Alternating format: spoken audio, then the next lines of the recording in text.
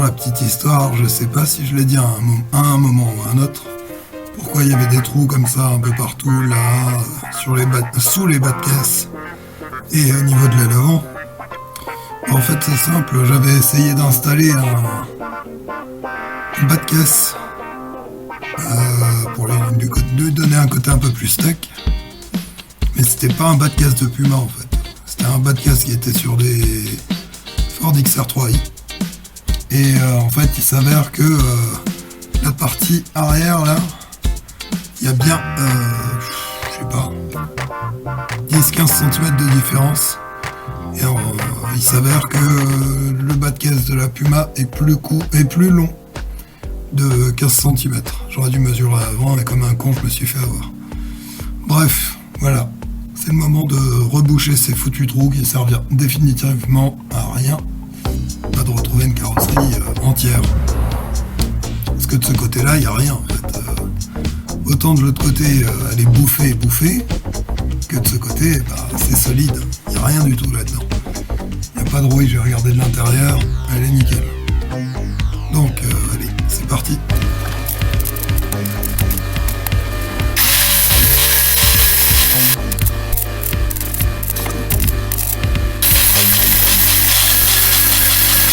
Allez, un dernier coup et ça va le faire.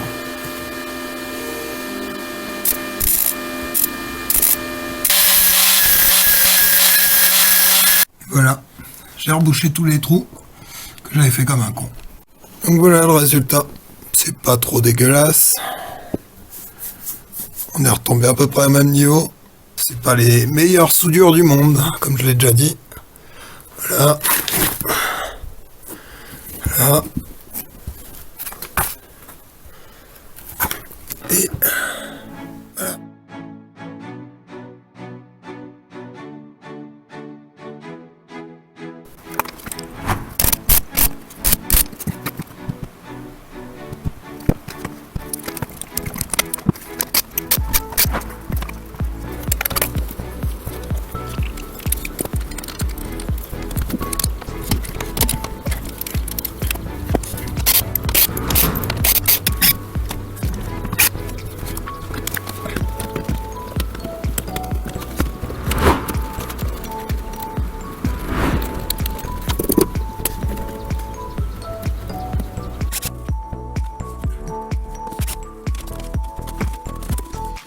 On va comprendre pourquoi ils ont fait des passages de roues en moquette, contrairement aux autres voitures qui sont en plastique, parce que ça garde bien l'humidité cette merde. Je sais pas si je les remettrai en place à un moment ou à un autre, sachant que ça fait rouiller, donc peut-être pas rester à l'origine, on va dire. Donc là, le côté passager, il est quand même un peu plus attaqué. Je vais décaper tout ça, histoire de voir si il y a moyen de rattraper le coup. Là, ce qui m'inquiète le plus, c'est l'aile arrière.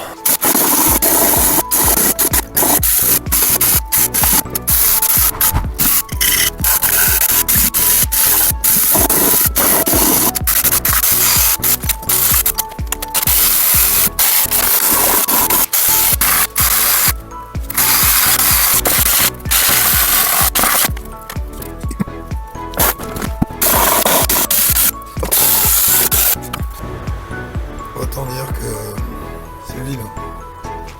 Et je pense que à cet endroit-là, elle a déjà été rafistolée. Parce que ça ressemble à des bons gros paquets de soudure. Là. On verra bien ce que ça donne plus tard. Bon, on va s'attaquer à ce dossier-là. J'espère que ça va le faire. J'avoue que je suis pas hyper serein. Mais bon, quand il faut y aller, il faut y aller.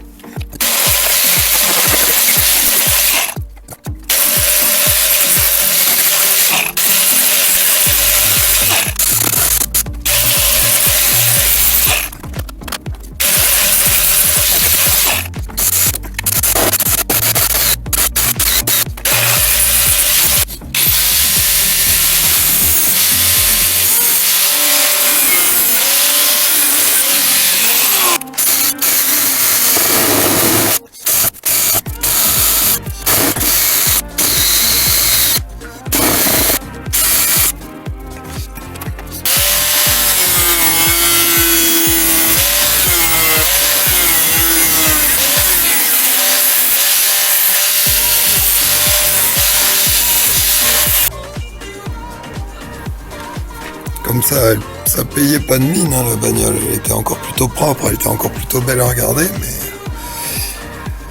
quand on regarde de plus près et qu'on commence à décaper toute la merde qu'il y a, eh ben je peux vous dire que ça vole des tours.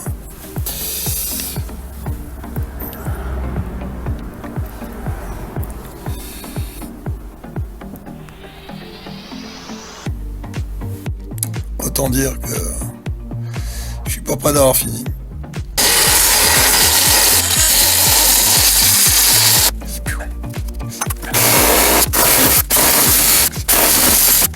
Ok, c'est déjà mieux.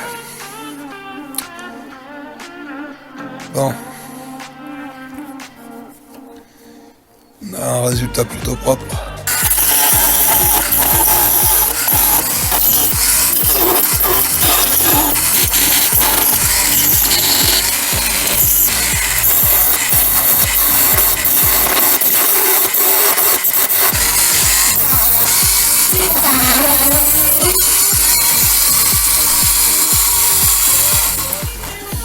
Bon, c'est bien les Dremel, ce qui ressemble à moi. Mais quand t'as le disque qui te saute à la tronche, c'est pas terrible. C'est pour ça qu'il faut des lunettes. Je vous montre ce que ça donne. Vas-y, tombe. Je vous montre ce que ça donne une fois la découpe faite.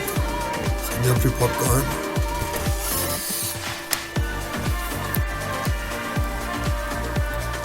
Donc voilà.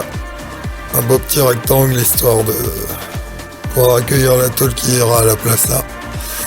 Là je sais pas si on le verra à l'image, mais là il y a des tout petits trous de rien du tout. Je vais essayer de les reboucher en balançant la purée avec le poste à souder et on verra déjà ce que ça donne.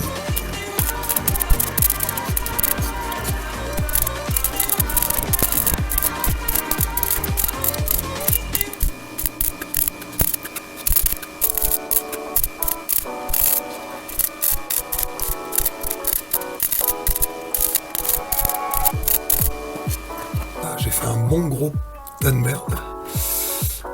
On va voir en meulant si ça rend assez bien. Parce que là, c'est vraiment dégueulasse quoi. Bon, il n'y a plus de trous, hein, mais c'est crade. On va essayer de meuler et on verra déjà.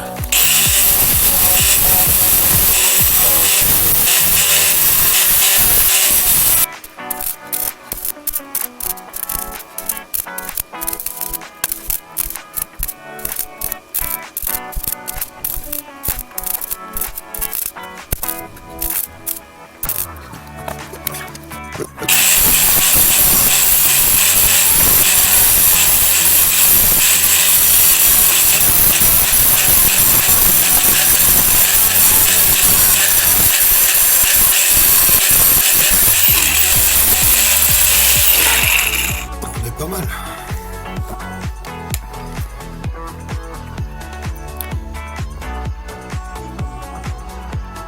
C'est rebouché, bon c'est pas parfait mais c'est rebouché et puis de toute manière on s'en fout pas mal, c'est à l'intérieur. Donc l'idée c'est que ce soit solide, après beau, on s'en branle un petit peu.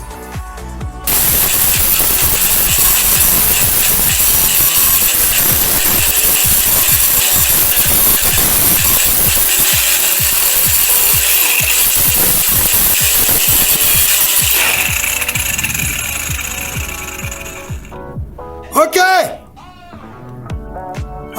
Je vois vraiment pas pourquoi il y a besoin de bouchons d'oreille. C'est tellement surfait.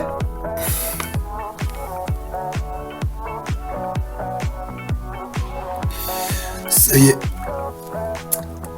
Elle est traitée pour la rouille. Elle est à l'intérieur. Maintenant, va falloir fermer tout ça.